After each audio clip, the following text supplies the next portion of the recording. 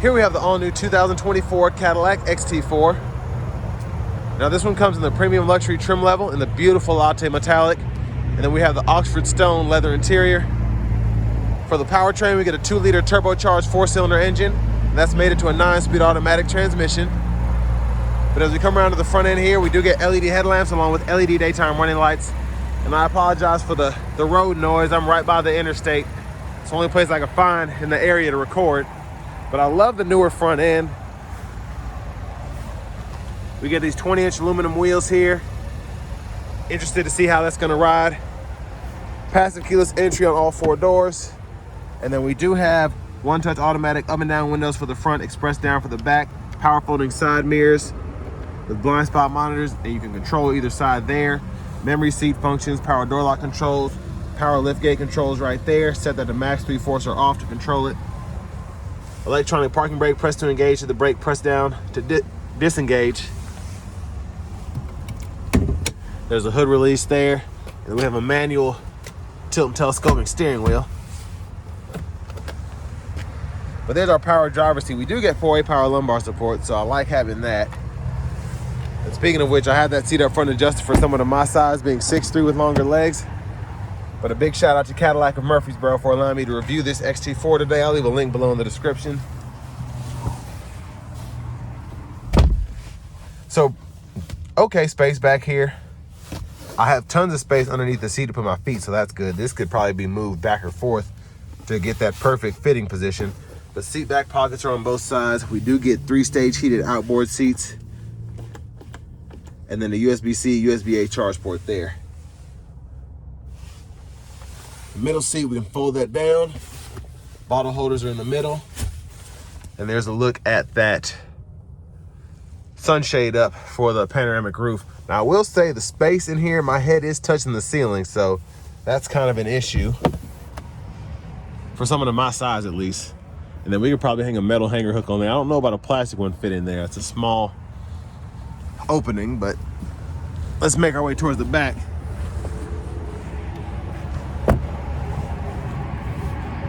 Now we do get the Cadillac signature LED tail lamps there. I like how the rear parking sensors are integrated into that bumper there. That latte metallic just looks great, especially on an early morning like today. The sun's shining on it. I really like this color. But pretty good space behind the second row. Spare tires right there if you ever need it. And then there is a 12-volt back here. You can run an inverter through that if you want to. And then the top tethers for the seats are right there, and I'll show you where the anchors are here when we come around to the rear passenger side. But capless fuel filler. Premium's recommended for maximum power output. And then we can just grab that, fold the seat flat, and as you can see, we can run longer objects through.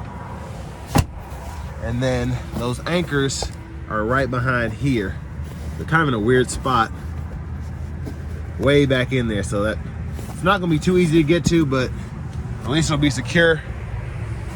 And if you don't need it, they're out of sight, out of mind. Now here's our front passenger seat. We have the power lumbar here as well. And a lockable glove compartment here that's got that kind of carpet material that I like. I love the stitching here behind the screen, which I'll get to in a minute. And then back around to the front end, there's that Turbo 4 mostly covered up.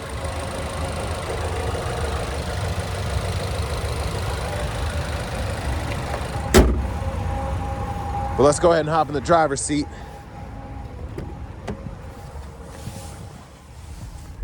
So I love the leather wrap steering wheel here. Thick enough, it's heated. That's fantastic. The toggle for that is there. There's the horn. Now we do get this new screen that basically goes side to side here. And we have that Google Assistant system as part of this as well. Now the good thing is we do get wireless CarPlay, Android Auto compatibility to go with our AM, FM, XM, and Bluetooth. But we also have the Google Maps system as well if you want to use that. There's a lot of stuff you have to go through to use it, so it kind of gets on my nerves, and you got to have a subscription to get the full effects of it. But to connect your phone, pretty easy to do. Walks you right through it with instructions. And I'm just gonna scroll through everything here. We do get dual zone automatic climate controls too, which we can control on the screen here. And then we have buttons and whatnot down here. And then in our settings, this is not one to cooperate today. In the settings here, we can go ahead and change the date and time there. And then we can also update our language as well as our units if we want to do that. But backup camera right there. Really clear picture. I'm very impressed by that. Guidelines follow as you turn the steering wheel. And then we also get our heated seats down here along with the parking sensors, traction control. So when you hit that parking sensor, it'll tell you whether the assist is on or off. Lane keeping system. We can stow away all this here, but we have a USB-C and a USB-A port along with a 12-volt here. And then for the shifter, hit the button, pull down, manual, drive, tap up for neutral, pull all the way up for reverse when your finger's on that button there, press P for park. And then I'm gonna let this roof back, so there's a sunshade, controls for that, sunglasses holder. And while that's going back, here are the shortcuts for the radio. We can use a scroll knob to go through that if we want to. And then shortcuts for nav, the home, Bluetooth, and then this is where your volume knob is here. So you can adjust that and then click to mute. So I like that they finally did something that didn't involve scrolling through the screen. And then here we can see all of our maintenance options. So tire pressure monitors are there. We can go through our engine, battery. So tons that you can actually go through there. And then even the fuel economy right there. So auto stop toggle, traction control, drive modes. It'll show you on the screen there, sport, snow and ice, tour mode. And then to the roof, we can slide that back. And I like how quiet it is. Hit it a second time, and it goes all the way. So that's impressive. Very nice span there. But there's a view of the back seat. And then blinkers here. Headlamp controls, we can toggle that auto mode, toggle the auto high beams. And then when the lights are on, we can flash we can toggle the high beams there, flash there, excuse me. We do get the rain sense wiper, so one time off, auto, low, high, and then we can adjust the auto sensitivity here, rear wiper, intermittent on, and then pull up for front wiper fluid, push back for rear wiper fluid. Paddle shifters are behind the steering wheel, so that's nice. Cruise controls here, we can cancel that, toggle the system, adjust the speed, forward collision alert gaps here, mute, voice recognition, track list, or radio station presets can be toggled there, and then volume controls are here. And this scroll bar, we can either have the audio up, we can scroll here, or pull up your phone. When you have options there, you can scroll. And then we can also change what the gauge cluster looks like by going here. We can either go to gauge, map, or clean, so you have those three options there. And then over here, we can go through our trip meters. So I like how they put all the screen together. It's very clean looking, especially if you have it on that clean mode there. Push button start, key fob with remote start. And now let's take this XT4 Premium Luxury out on the road for a test drive. So starting the test drive in this Cadillac XT4, the 2-liter puts out pretty good power for this vehicle. Wouldn't change anything about the powertrain setup.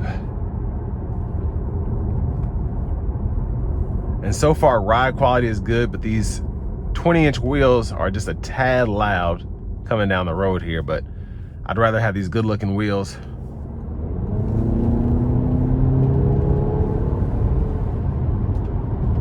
So very, very good response there. I'm gonna put in a sport mode and then see what it does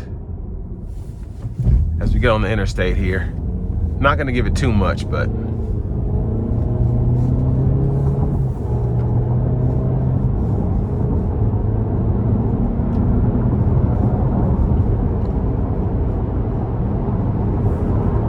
Now the 9-speed shifts very well.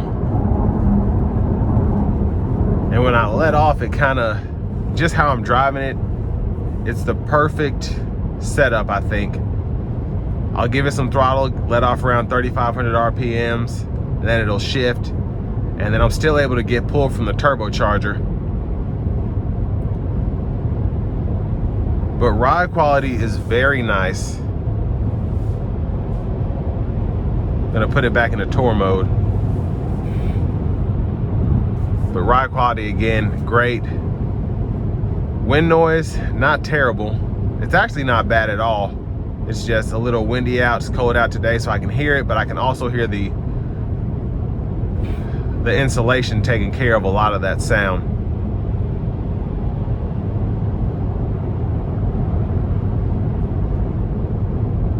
And really the wheels, I should say the tires, are not as loud as they were on the main road there, maybe because I'm a little higher in speed, but it's actually not bad. So impressive all the way around coming down the interstate there. And of course you can get 30 miles per gallon highway as well. Now in terms of what you get for the money, I do think this can be a bit steep, especially in this premium luxury trim level, but add the cooled seats, add some adaptive cruise control, and I feel like you do get a competitor in terms of the small SUV market when it comes to luxury vehicles. So comparing this to the Lincoln Corsair, I don't know if Acura does the RDX, but Infinity's got a small, I don't know if the QX50 would be a good comparison, maybe that QX30. There are just so many small SUVs just in the market in general, whether it's luxury or not, that it's kind of hard to keep up. And names are always being changed and this, that, and the other. But the XT4, since it came out in, I guess, 2019, 2020, it's kind of made a name for itself in terms of a luxury SUV that gives you the feel of a Cadillac, gets you great power with a 2-liter turbo, but also gives you good fuel economy as well. And it's always been a looker, I think, but since the slight refresh, getting that front fascia redone, it's made a big difference. Makes it look more like an Escalade.